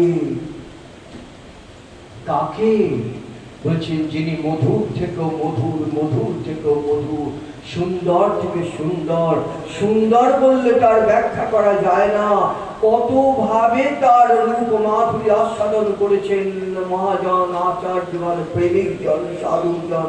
তবু তারা বলছেন যে দেখতে পায় সে তো বলতে পারে না। কি অপূর্ব ব্যাখ্যা। বলছেন কত কথা তো বলা হলো তার রূপ মাধুরী নিয়ে, কিন্তু তবু যেন বলাটা সম্পূর্ণ হলো না। কেন হলো না? এই প্রশ্ন মহাজনদের কাছে যদি রাখা যায় কেন হলো না? আপনারা তো কতভাবে রূপ বর্ণনা করেছেন আপনাদের ভাবনার মধ্যে, বলছেন তবু যেন বলা হলো না সমস্তটা। কেন বলা হলো না? বলছেন যে দেখেছে সে তো কথা বলতে পারে না, আর যে কথা বলতে পারে সে তো দেখেনি। অনুভব করুন কথাটা। তারা যে বলছেন যে দেখেছে সে কথা বলতে পারে না, আর যে বলতে পারে সে তো দেখেনি। আমরা কি দিয়ে দেখি? চোখ দিয়ে দেখি, তাই না? চোখ দিয়ে তাকিয়ে তার রূপ মাধুরী দর্শন করছি। চোখ কি কথা বলতে পারে? চোখ কি ব্যাখ্যা করতে পারবে কেমন দেখলো? চোখ পারে না। তাহলে ব্যাখ্যা করছে কে? ব্যাখ্যা করছে জিহ্বা। জিহ্বা কি দেখেছে? না, জিহ্বা দেখতে পায় না। জিহ্বা দিয়ে আমরা কথা বলি, তাই না? দেখুন কি সুন্দর আচার্যগণ উত্তর দিচ্ছেন, বলছেন যে দেখেছে সে কথা বলতে পারে না। সত্যি তো, চোখ দেখেছে, চোখ তো কথা বলতে পারে না। আর যে কথা বলতে পারে জিহ্বা, সে তো দেখে না। অপূর্ব অপূর্ব, কি অপূর্ব আশ্চর্য। বারে বারে যেন এই কথাটা অনুমোদিত হয় যে দেখেছে সে বলতে পারে না, আর যে বলতে পারে সে তো দেখেনি। চোখ দেখে আর জিহ্বা বলে।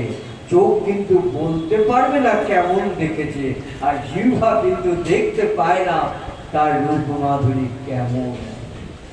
কি সুন্দরভাবে আচার্য ব্যাখ্যা হচ্ছে। এই হচ্ছে আমাদের পূর্ব আচার্য, এই হচ্ছে শাস্ত্র। এই জন্য আচার্যগণের কথা কখনো পুরাতন হয় না, নব নব রূপে আস্বাদিত হয় ভগবত কথা, ভগবানের কথা, আচার্যগণের কথা। কেন না? অনুভব, ভক্তের অনুভবের মধ্যে দিয়েই ভগবান প্রকাশ। ভগবান কেমন যদি প্রশ্ন করা যায়, ভক্ত কি বলেন? যিনি যথার্থ ভক্ত তিনি কিন্তু উত্তর দিতে পারেন না। কেন পারেন না? এটা অনুভব বেদ্য। ভগবানের রূপ, ভগবানের মাধুরী, ভগবানের ঐশ্বর্য ব্যাখ্যা করা যায় না, সেটা অনুভব বেদ্য। তাই ভক্ত কখনো বলতে পারে না। তাকে যদি জিজ্ঞেস করে ভগবান কেমন, বলতে পারে। কেন বলতে পারে না? অনুভবের বস্তু। ভগবান হলে অনুভবের বস্তু। যে অনুভব করেছে সে অনুভব করেছে ভগবান কেমন। যে যেমন, যার মন যেমন, ভগবান তেমন। এক একজন এক এক ভাবে ভগবানকে দর্শন করছেন। কেউ তাকিয়ে দেখে বলছেন জগন্নাথ চলে তাকিয়ে আমার দিকে হাসছেন।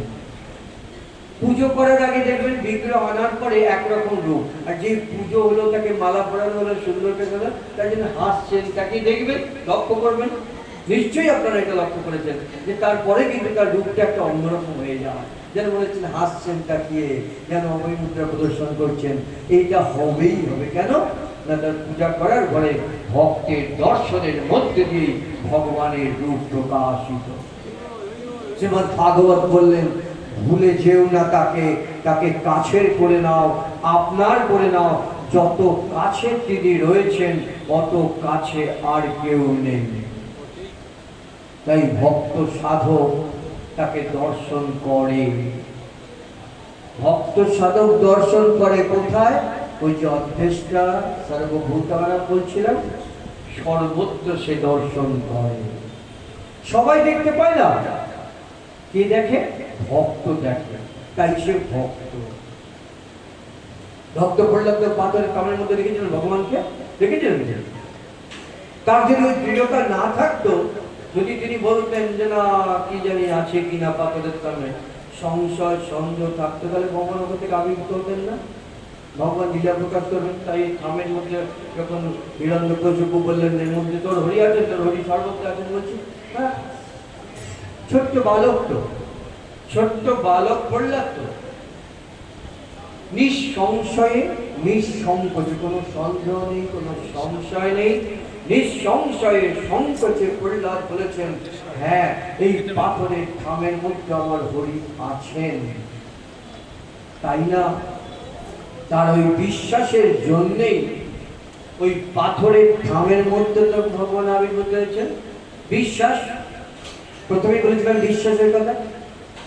প্রহ্লাদ নিঃসংশয়ে নিঃসংকোচে, কোনো সন্দেহ নেই, কোনো সংশয় নেই, বিশ্বাস অবিশ্বাসের দোলার মধ্যে দুলছেন না, বলেছেন হ্যাঁ হ্যাঁ এই পাত্রের যেমন হরি আছেন, পাত্রের স্তম্ভ যখন বিভিন্ন কালার, সেখান থেকে এলেন তো ভগবান, এলেন তো। কার আকর্ষণে এলেন? বলছেন ভক্তের প্রেম আকর্ষণে। আর ভগবানের লীলা প্রকাশে আনন্দ, আর ভক্তের লীলা দর্শনে আনন্দ।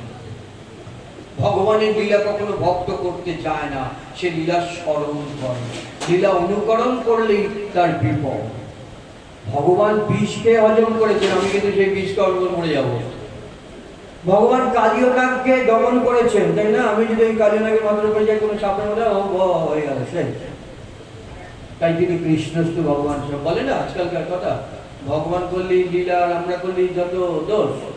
হ্যাঁ, ভগবান যে তিনি যে কৃষ্ণস্তু ভগবান স্বয়ং, তার যে প্রেম, তার যে ভালোবাসা, সকলকার প্রতি যে তার অনুরাগ, সে অনুরাগ ভগবান বলেই তিনি সেটা করতে পারেন। তাই তিনি ওই কালিয়নাগের মাথার উপরে নৃত্য করতে পারেন, আবার ব্রজ গোপীদের সাথেও নৃত্য করতে পারেন। কেন না কৃষ্ণস্তু ভগবান স্বয়ং, তিনি হলেন কৃষ্ণ স্বয়ং ভগবান। এই পাথরের থমের মধ্যে থেকে আবির্ভূত হয়েছেন, কখনো মৎস্য রূপে, কখনো কূর্ম রূপে, কখনো বরাহ রূপে আবির্ভূত হয়েছেন।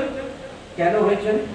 লীলা প্রকাশ করবার জন্য, আর ভক্তের প্রেম আকর্ষণ। কেন? তিনি নিজেই বলেছেন আমি কোথায় থাকি?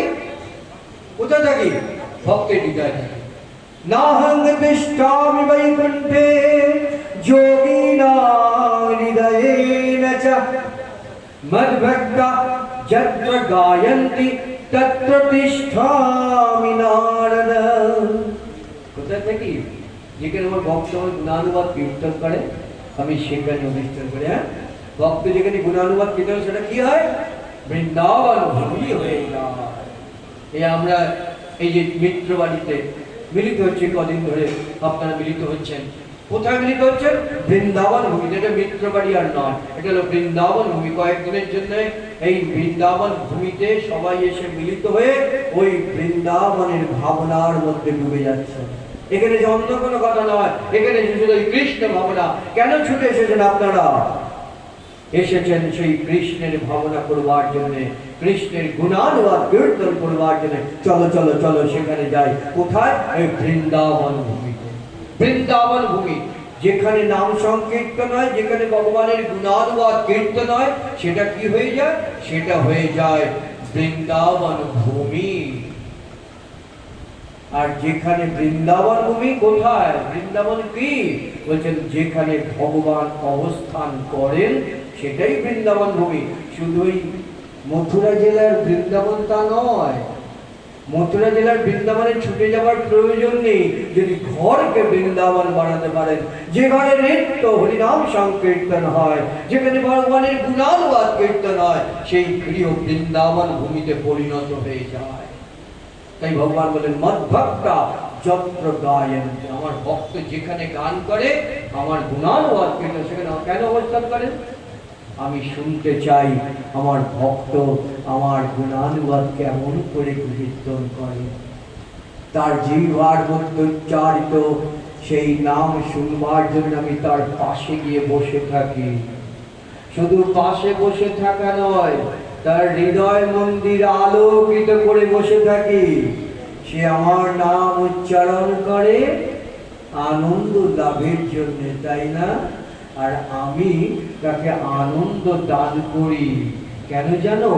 সে যত আমার নাম উচ্চারণ করবে, তত তারও আনন্দ হবে, আর তার জিহ্বার মধ্যে নাম শ্রবণ করে আমারও আনন্দ হবে। আমি তাই তার পাশে গিয়ে বসি, শুধু নয়, তার হৃদয় মন্দিরের মধ্যে বসে আমি তার কাছ থেকে ওই উচ্চারিত সেই নাম শ্রবণ করি। এই হলো ভক্তের অনুভব। ভক্ত হরিনাম সংকীর্তনে কেউ ধুলার মধ্যে লুটোপুটি খায়, কেউ হরিবল হরিবল করে দুবাহু প্রসারিত করে বেতালা ভাবে নৃত্য করে, কেউ চোখের জলে প্লাবিত হয়ে যায়। কেন হয়? তাকে জিজ্ঞেস করলে সে কিন্তু উত্তর দিতে পারে না। কেন পারে না? তার অবস্থা সে বর্ণনা করতে পারে না। কেন সে দুরার মধ্যে লুটোপুটি খাচ্ছে, কেন সে দুবাহু প্রসারিত করে বেতালা ভাবে নাচছে, কেন সে হাউ হাউ করে কাঁদছে, সে জানে না, বলতে পারে না। কেন না? আমার পিতৃদেব একটি উদাহরণ দিতেন, বলতেন দেখো একজন সমুদ্রে 2 ঘন্টা 3 ঘন্টা ধরে স্নান করছেন, প্রভু কানকিশোর তিনি কত সহজভাবে কথাটাকে বুঝিয়ে দিতেন। বলে একজন সমুদ্রের জলে 2 ঘন্টা 3 ঘন্টা ধরে দাপাদাপি করছে জলের মধ্যে, আরেকজন পাড়ে দাঁড়িয়ে থেকে দেখছে লোকটা কি পাগল নাকি, এরকম ঘন্টার পর ঘন্টা জলের মধ্যে দাপাদাপি করছে। সে যখন উঠে এলো, এই লোকটি তাকে জিজ্ঞেস করলো, আপনি ওরকম করে পাগলের মতন দাপাদাপি করছেন কেন জলের মধ্যে? যাকে জিজ্ঞেস করলো সে হাঁ করে মুখের দিকে তাকিয়ে রইল। ভালো লাগছিল, খুব ভালো লাগছিল, আমার জলের মধ্যে থেকে উঠে আসতে ইচ্ছা করছিল, আমার মনে হচ্ছিল আমি আরো আরো আরো আরো ডুবে থাকি তার মধ্যে। যে জিজ্ঞেস করলো কিন্তু কিছু অনুভব করতে পারলো না, তাই কি করে অনুভব করবে? ওই জলে স্নানের, সমুদ্র জলে স্নানের যে স্নিগ্ধতা, সেটা যদি উপলব্ধি করতে হয় তাহলে ওই জলের মধ্যে নামতে হবে, জলে ডুব দিতে হবে, তবে তো তুমি বুঝবে সমুদ্র জলের স্নিগ্ধতা কেমন। তার আগে তো তুমি বুঝতে হবে পাড়ে দাঁড়িয়ে থেকে সমুদ্র স্নানের স্নিগ্ধতা অনুভব করা যায় না। যদি অনুভব করতে হয় তাহলে কি করতে হবে? তাহলে ওই সমুদ্রের জলে নামতে হবে। দূরে দাঁড়িয়ে থেকে যদি বলো ভগবান নেই, ভগবান নেই, ভগবান নেই, ওসব কিছু এসে যাবে না ভগবানের, তুমি সেই আনন্দ রস আস্বাদন থেকে বঞ্চিত হয়ে থাকবে। সেই শাস্ত্র, মুনি, ঋষিগণ, আচার্যগণ আমাদের শিক্ষা দিলেন, বিশ্বাসের ভূমিতে অবস্থান করে শ্রী গুরুদেবের চরণকে আশ্রয় করে ওই ভাবনার মধ্যে ডুবে যাও, ওই সমুদ্রের মধ্যে ডুব দাও, তবে দেখবে দূরে নয়, ভগবান সবচাইতে কাছে। তাই ওই ভাগবতের মধ্যে দেখতে পাই যখন ভক্তগণ, এই ভক্ত ধ্রুব, ভক্ত অম্বরীশ, ভক্ত নলকুমার, মণিগ্রীব, ভক্ত প্রহ্লাদেরা, যাদের কাছে ভগবান এসেছে সোজা কথা, তারাই তো ভক্ত। তাদের কাছে এসে যখন বলছেন বলো কি চাও তুমি, যা চাইবে আমি তাই দেবো, যা চাইবে আমি তাই দেবো, সবার কাছে বলেছেন। কেউ পিতৃ সিংহাসন লাভের জন্য, কেউ আরো অনেক কিছু সাধনা তপস্যা করছেন যে আরো কিছু চাইবে, কিন্তু ভগবান যখন সামনে এসে যাচ্ছেন আর কিছু চাইতে পারছে না। বলে কি চাইবে? বলে চেয়ে নেই, চেয়ে নাও, তোমাকে সুযোগ দিলাম, চেয়ে নাও। চিন্তা করে দেখুন তো, আমার আপনার সামনে ভগবান এসে দাঁড়িয়েছেন, এসে বলছেন যে কি চাই বলো, আমরা চাইতে পারবো কি? পারবো না। কেন? তোমরা জানি না কোনটা পেলে আমার সব দুঃখ কষ্ট দূরে চলে যায়। কেউ বলবো বাড়িটা দাও আমার, কেউ বলো গাড়িটা দাও, কেউ বলে প্রভাব পড়ে, কেউ বলে অর্থ দাও, অর্থ দিয়ে দিলেন, ডুবিয়ে দেখলেন অবস্থাটা কি অবস্থা চারদিকে, অর্থে ডুবিয়ে দিলেন, ব্যবসাও কেড়ে নিলেন, আজ যে রাজা কাল সে। কেউ চাইলো প্রভাব প্রতিপত্তি, আমাকে এমন দাও যেন আমার কথা বাঘে গরুকে এক ঘাটে জল খেয়ে, তাই না? এমন প্রভাব প্রতিপত্তি দিলেন, সত্যি তাই নাই। কিন্তু এমন একটা সময় এলো যখন সব কেড়ে নিয়েছেন বাবু, না কিছু নেই, কেউ কথা শোনে না, কেউ পাত্তাই দেয় না। এই হলো ভগবানের লীলা। ভগবানের কাছে চাইছেন, দিয়ে দিচ্ছেন, আবার ঠিক সময় মতন আবার ঠিক বুঝিয়ে দিচ্ছেন যে একজন আছে কেউ, একজন আছে কেউ, এটা ভগবান বুঝিয়ে দেন। সব সময় নয়, কখনো কখনো হঠাৎ হঠাৎ বুঝিয়ে দেন, দেখো তুমি তোমার ইচ্ছায় চলছো না, আমি কিন্তু আছি, সুতোটা কিন্তু আমার হাতে।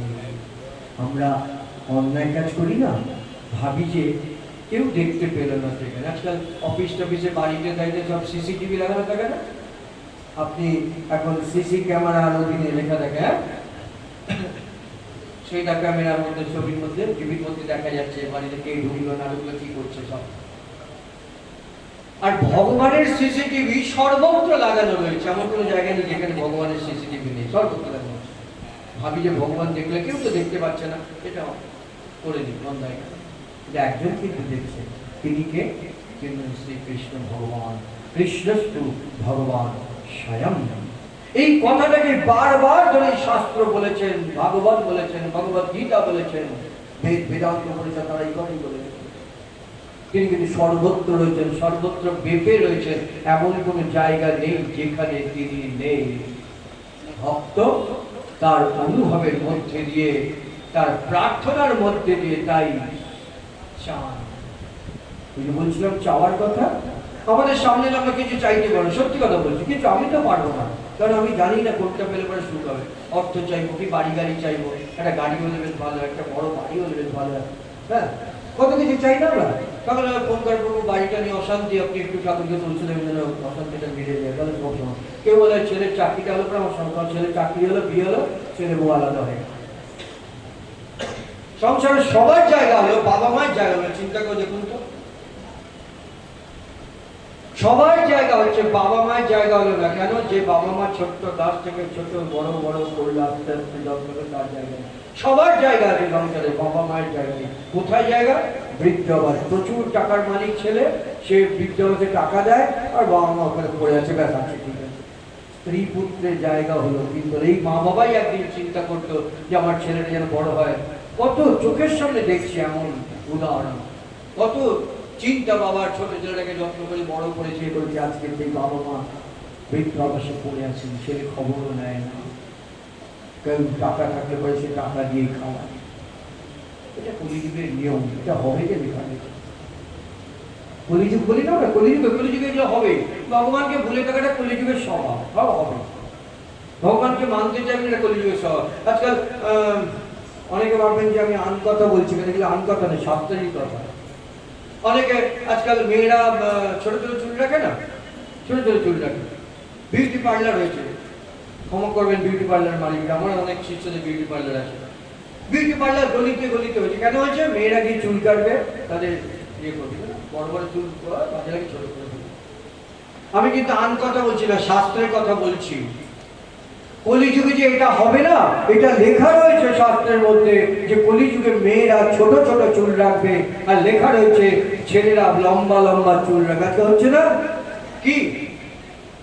কেউ যদি প্রমাণ চান, আমার কাছে প্রমাণ আছে। কলি ভবিষ্যৎ যেটা বেরোচ্ছে তার মধ্যে লেখা রয়েছে মেয়েরা ছোট ছোট চুল রাখবে। এটা শাস্ত্র বহির্ভূত কথা আমি বলছি না, শাস্ত্রের কথাই বলছি। ছোট ছোট চুল রাখবে মেয়েরা, আর বড়রা বড় চুল রাখবে তারা। ছেলেরা আজকাল ছেলেরা লম্বা লম্বা চুল রাখছে না, স্টাইল করছে, তাই না? করছে, কানে দুল পড়ছে, কত কিছু করছে, দেখলো যা হবে লেখা রয়েছে, এগুলো হচ্ছে, তাই হচ্ছে। কিন্তু এই কলিযুগে যে আমরা জন্মগ্রহণ করেছি, আমরা মহা ভাগ্যবান। কেন ভাগ্যবান? এই কলিযুগে এসেছেন গৌরাঙ্গ সুন্দর অবতার সার গোড়ায় অবতার, কেন না ভজিনি তারে। কেন? এই গৌরাঙ্গ সুন্দর এসে আমাদের কাছে সহজতম পথের সন্ধান দিলেন, ডাকছেন এসো ভাই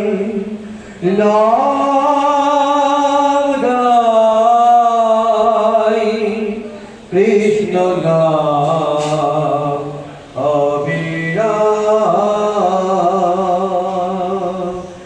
এসো ভাই নাম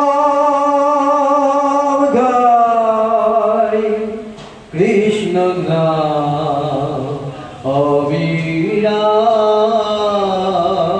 কে ডাকছেন? গৌরাঙ্গ সুন্দর, রাধা কৃষ্ণ মিলিত বিগ্রহ গৌরাঙ্গ সুন্দর। আর ডাকছেন তার সাথে প্রভু নিত্যানন্দ, যে নিত্যানন্দ প্রভু গৌরাঙ্গ মহাপ্রভুর সকল ভাবনার সফল রূপকার। গৌরাঙ্গ মহাপ্রভুর এই ভাবনা প্রচারিত হতো না যদি না নিত্যানন্দ আবির্ভূত হলেন। তাই মহাপ্রভু গৌরাঙ্গ সুন্দরের 13 বছর আগে, গৌরাঙ্গ সুন্দরের আবির্ভাবের 13 বছর আগে এলেন প্রভু নিত্যানন্দ। অপ্রধ পরমানন্দ আমার নিত্যানন্দ রায়, অভিমান শূন্য নগরে বেড়াই,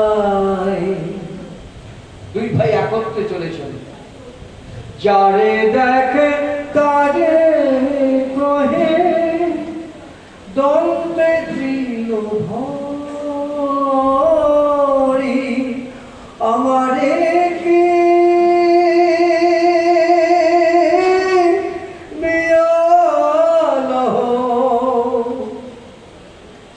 বলো গৌর হরি হরি হরি একবার গৌর হরি বলো। আমি তোমাদের কিনা গোলাম হয়ে যাব। অক্ষর পরমানন্দ নিত্যানন্দ রায় চলেছেন। কৃষ্ণদাস কবিরাজ গোস্বামী পাঠ বললেন, এক বৃন্তে দুটো ফুল, গৌর আর নিতাই, নিতাই আর গৌর। আজাদ লম্বিত ভুজৌ কনকাবদাতু সংকীর্তনৈক পীতরো কমলায়তাক্ষো বিশ্বম্ভরো দ্বিজবর যুগ ধর্ম পালো বন্দে জগৎ প্রিয় করো করুণা অবতারো। কাদের সম্পর্কে? শুধু মহাপ্রভুর সম্পর্কে নয়, নিতাই আর গৌর, গৌর আর নিতাই একসাথে আবির্ভূত হয়েছেন দুই ভাই। অনেকের প্রশ্ন, দুই ভাই কেন বলেন? কৃষ্ণদাস কবিরাজ বলেছেন, দুই ভাই এসে কলির জীবের হৃদয় অন্ধকার দূর করে দিলেন। একজন আবির্ভূত হলেন এক চক্রনামে বীরভূমে, আরেকজন নদিয়ার নবদ্বীপে আবির্ভূত হলেন, যেটা এখন প্রাচীন মায়াপুর বলা হয়। সেখানে আবির্ভূত হলেন গৌরাঙ্গ সুন্দর। প্রাচীন মায়াপুর, সেখানে আবির্ভূত হলেন গৌরাঙ্গ সুন্দর। দুজনেই দুই জায়গায়, কিন্তু এসে মিলিত হলেন একসাথে। অপূর্ব। চৈতন্য ভাগবত, চৈতন্য চরিতামৃতে দেখলে পরে দেখা যায় যে মিলনের অবস্থা, সময়টার এত সুন্দর ব্যাখ্যা, অপূর্ব আসলে, যদি সম্ভব আপনারা পড়ুন। সেই গৌরাঙ্গ সুন্দর প্রভু নিত্যানন্দে এসে আবির্ভূত হয়ে কলির জীবকে ডাকছেন। কেন? কলির জীবকে দর্শন করাতে হবে। অদ্বৈত আচার্য হুঙ্কার করেছেন, কলির জীবকে আমি দর্শন করাবোই করাবো। কৃষ্ণকে তবে আমি অদ্বৈত আচার্য। সেই অদ্বৈত আচার্য হুঙ্কার করেছেন। শুধু তিল তুলসী দলে অর্পণ করে তাকে পূজা করেছেন, চোখের জল ফেলেছেন তা নয়, হুঙ্কার করেছেন। অদ্বৈত হুঙ্কার বলে না? অদ্বৈত প্রভু হুঙ্কার করেছেন। কি হুঙ্কার? আমি অদ্বৈত, আমি কথা দিলাম না। কি কথা? কলির জীবকে আমি কৃষ্ণকে দর্শন করাবোই করাবো। আর তাই এসেছেন। যদি গৌরাঙ্গ না হতো কি মেনে হইত, কেমনে ধরিতাম দে রাধার মহিমা, প্রেম রস সীমা জগতে জানাত কে, জগতে জানাত কে। গৌরাঙ্গ সুন্দর জানাতেন, তাই না? নিত্যানন্দ না থাকলে গৌরাঙ্গ কেমন করে জানাতেন? নিত্যানন্দ যেন সেই দিনকে ওই দক্ষিণ দেশে পাঠিয়ে ওই বার্তাকে আনলেন গৌরবঙ্গে, তাই না? ওই আলোয়ার ভক্তগণের যে প্রেম, যে ভালোবাসা, গোপী ভাবের ভাবনা, গোপী ভাবের সাধনা, সেটাকে সেই মহাপ্রভু সুন্দর এনেছিলেন। আর তাই ওই নিত্যানন্দ আর গৌরাঙ্গ এক, একে দুই। নিতাই ছাড়া গৌর হয় না, গৌর ছাড়া নিতাই হয় না। তাই বলা হলো কি, এক বৃন্তে দুটো ফুল। কৃষ্ণদাস কবিরাজ গোস্বামী বলেন, গৌর আর নিতাই, নিতাই আর গৌর এসেছেন, ডাকছেন। এসো ভাই নাম গাই, কৃষ্ণ নাম অবিনাশ, দূরে যাবে ত্রিতাপ জ্বালা, তোমরা নাও গো নামের মালা, বলো রাম কৃষ্ণ রাম অবিরাম। ডাকছেন কলির জীবকে, এসো। যদি সত্য সত্যই তাকে দর্শন করতে চাও। রাধা কৃষ্ণ মিলিত বিগ্রহ হয়ে এলেন গৌরাঙ্গ সুন্দর, তবু তিনি ভক্ত ভাব অঙ্গীকার করে কাঁদছেন, ধুলোর মধ্যে লুণ্ঠিত হচ্ছেন। কেমন করে কৃষ্ণ কৃষ্ণ বলে কাঁদতে হয়, কেমন করে তার চরণে নিজেকে সমর্পণ করে দিতে হয়, সেই শিক্ষা আপনি আচরিত ধর্ম জীবনে শেখায়, নিজে আচরণ করে শেখাচ্ছেন। নিরভিমানতার শিক্ষা দিলেন প্রভু নিত্যানন্দ। আমরা অহংকারে মত্ত হয়ে থাকি, তাই না? এক একজন প্রভুপাদ, ওই যে বললাম ভাগবত সম্রাট, ভাগবত রসরাজ, কীর্তন সম্রাট, কত অহংকারে আমরা অহংকিত হয়েছি। নিত্যানন্দ প্রভু কিন্তু শিক্ষা দিলেন নিরভিমানতার শিক্ষা, অভিমান শূন্যতার শিক্ষা কোথায়? প্রভু নিত্যানন্দের কথা বলি, গৌরাঙ্গ সুন্দরের কথা, কিন্তু সেই আদর্শ কোথায় মানি বলতে পারেন? কথাগুলো খুব কাটা কাটা লাগে, তাই না? প্রভু নিত্যানন্দ নিরভিমান হয়ে দাঁড়ে দাঁড়ে গিয়ে করজোড়ে প্রার্থনা করেছেন, শিক্ষা দিলেন। এটা তো শিক্ষা, নিজের আচরণের মধ্যে দিয়ে নিরভিমানতার শিক্ষা, অভিমান সুন্দর, এই বিশেষণগুলো তাকে দেওয়া হয়েছে। কেন দেওয়া হয়েছে? নিত্যানন্দ জগৎকে শিক্ষা দিয়েছেন। আর আমরা কলির জীব অহংকারে মত্ত, এটাও লেখা রয়েছে, কলির জীব অহংকারে মত্ত হয়ে থাকবে, এটাও লেখা রয়েছে। তাই আমরা অহংকারে মত্ত হয়ে রয়েছি। চুলের মুঠি ধরে ভগবান একটা সময় আসবে যখন বুঝিয়ে দেবেন, তোমার অহংকার মিথ্যা অহংকার, আমি আছি তাই তুমি আছো, আমি আছি তাই জগৎ সংসার চলছে, তুমি মিথ্যা অহংকারের মধ্যে ডুবে থেকো না। শিক্ষা আজ এই বাগুইয়াটি অঞ্চলে, আগে বলেছি বাগুইয়াটি অঞ্চল আমার কাছে অত্যন্ত প্রিয়। ভক্তগণ আমাকে ভালোবাসেন। অনেকদিন পরে আসা হলো বাগুইয়াটি, বিভিন্ন স্থানে যেতে হয় ভাগবত কথা আস্বাদন করতে। আমি ভাগবত পাঠক টাঠক সব কিছু নই, আমি একজন ভাগবত সেবক। ভক্তের সঙ্গে মিলিত হয়ে আনন্দ আমি লাভ করি নিজে, আর যাতে সবাই আনন্দ পায় সেই চেষ্টা করি। কেন না আনন্দ খুঁজি আমরা, কিন্তু আনন্দ থেকে দূরে সরে থাকি। আনন্দ কেমন করে পাবো? তার রূপ দর্শনে, তার গুণানুবাদ কীর্তনই হলো আনন্দ। তা থেকে যদি দূরে সরে থাকি তাহলে দুঃখ কষ্ট পেতেই হবে। বিভিন্ন জায়গায় যাই, টিভিতে অনেকে প্রোগ্রাম দেখেন, ফোন করেন যে টিভিতে দেখলাম আপনাকে আজকে, খুব ভালো লাগলো। আমার খুব আনন্দ হয় তখন যে হ্যাঁ তোমাকে জানালো। এবং বিভিন্ন স্থানে, কিন্তু বাগুইয়াটি অঞ্চলে এলে পরে আমার খুব ভালো লাগে, কারণ এখানকার ভক্তরা আমাকেও ভালোবাসেন, আমিও তাদেরকে ভালোবাসি। বোধহয় বছর 3 পরে আমি বাগুইয়াটি অঞ্চলে, কারণ দেশবন্ধুনগর পরিষদ এইসব করোনা টরোনার জন্য অনুষ্ঠান সংক্ষিপ্ত এবং অনেক জায়গায় অনুষ্ঠান হয়নি। 2 বছর এমনিতেই বন্ধ ছিল। বছর 3 বছর তো হবে, অন্তত 3 বছর পরেই বাগুইয়াটি অঞ্চলে আমি এসেছি। আমার খুব আনন্দ হলো। এই মিত্র ভবন, আগেই বললাম বৃন্দাবন ভূমিতে পরিণত হয়েছে। এরা আমার অত্যন্ত আপনজন, কাছের জন, ভালোবাসার জন।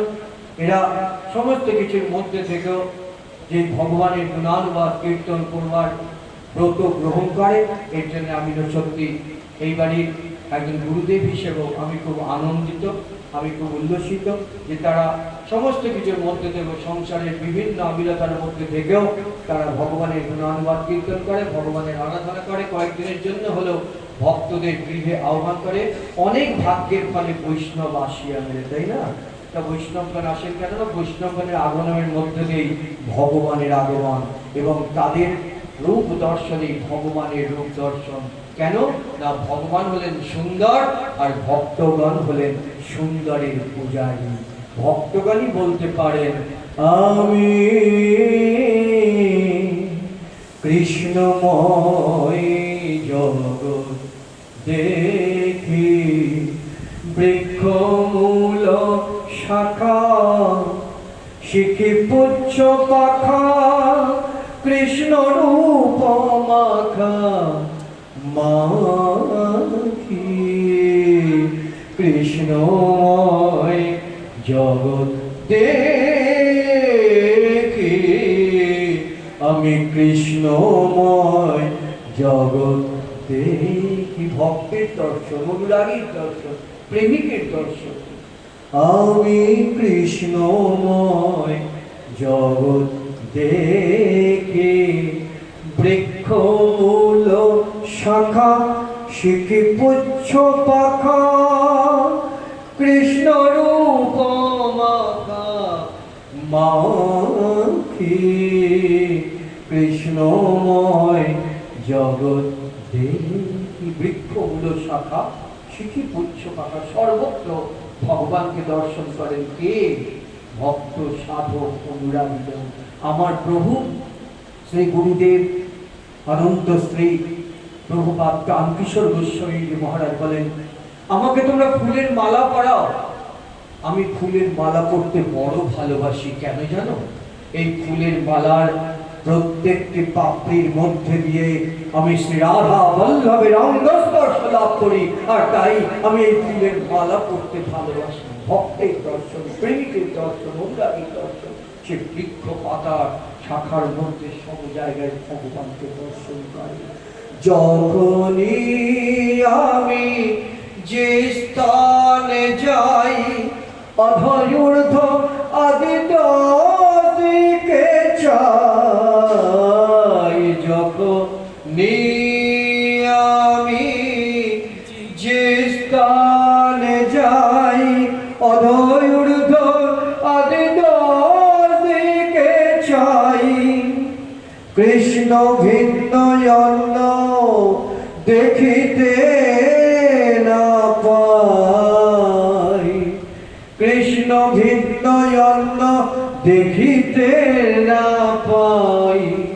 আমি যেদিকে ফিরাই আখি, কৃষ্ণময় জগৎ দেখি। দশ দিকে সর্বত্র আমি তাকে দর্শন করি, যেদিকে তাকাই সেদিকেই তার মধুর মূলাকে দর্শন করতে পারি। নয়ন মুদিয়া থাকে যে সময়, হৃদি মধ্যে কৃষ্ণ রূপ দৃষ্ট হয়। নয়ন মুদিয়া থাকে যে সময়, হৃদি মধ্যে কৃষ্ণ রূপ দৃষ্ট হয়।